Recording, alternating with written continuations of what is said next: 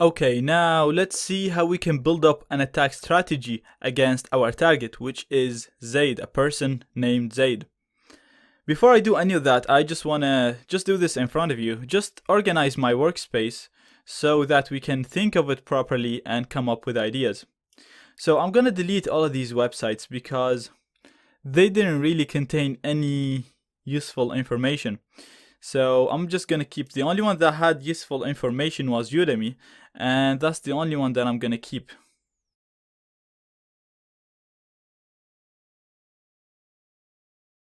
And I'm gonna move this here. And I'm gonna put Zaid here on the top. And I'm just gonna click and drag from here to the email address so that we'll know that that Zaid is associated with the email address. And I'm just gonna click OK. And you can see now Zaid is associated with this email, which led us to iSecurity.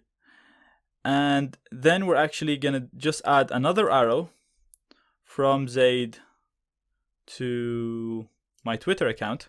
And again, so that just we know that this Twitter account is associated with this person. And we have an entity here of Udemy.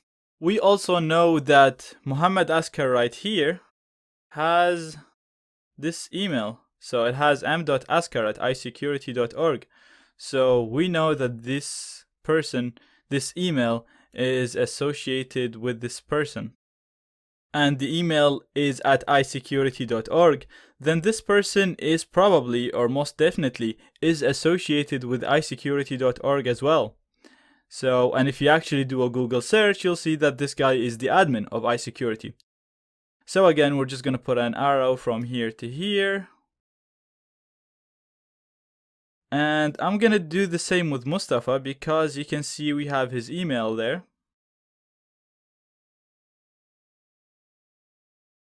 And we'll also associate iSecurity with this person. And I'll just move him here and move this guy there.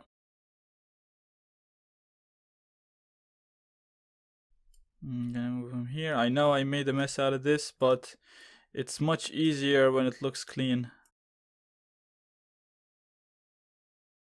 Okay, now this is much better. Now let's zoom in a little bit. Okay, perfect. So our target is Zaid, and we know Zaid uses Udemy and teaches courses there.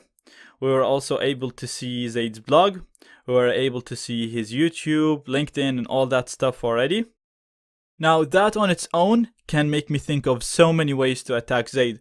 We can, looking at how active he is on Udemy, we can just pretend to be a person from Udemy. So we can pretend to be someone from the admins of Udemy and send him a program, for example, and tell him this is our new beta program that we're only given to special instructors.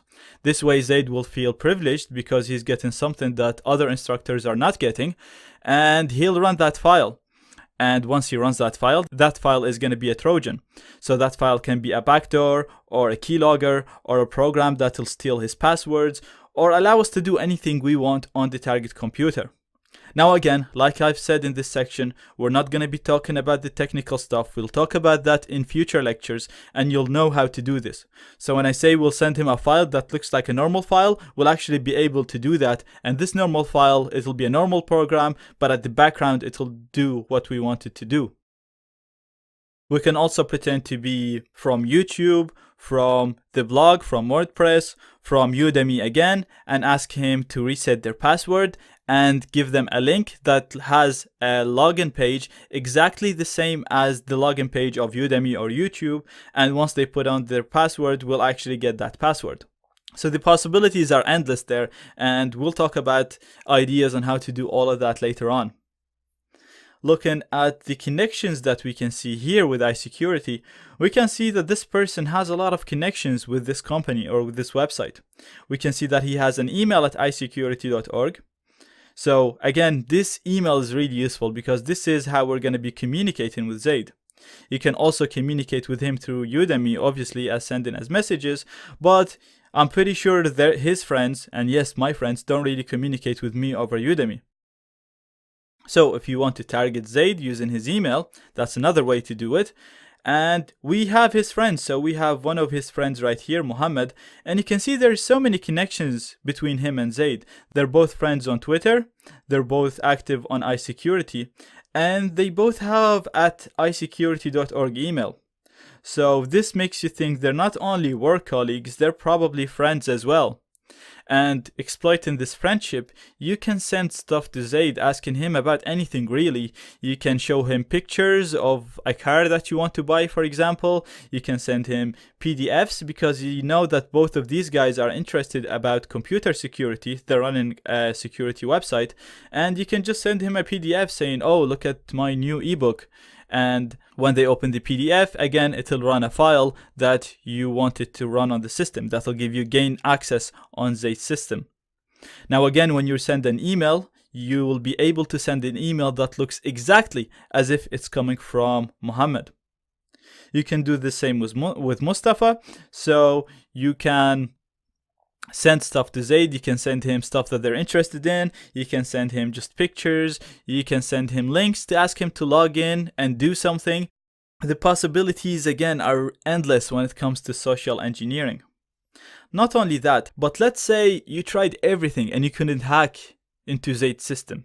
You tried to pretend to be all of these people. You tried all the ideas that you can think of, and you couldn't reach Zaid's system. This is not the end of the world. What you could do is you can actually try to hack into one of his friends. So you can try to hack into Muhammad's computer. You can try to hack into Mustafa's computer.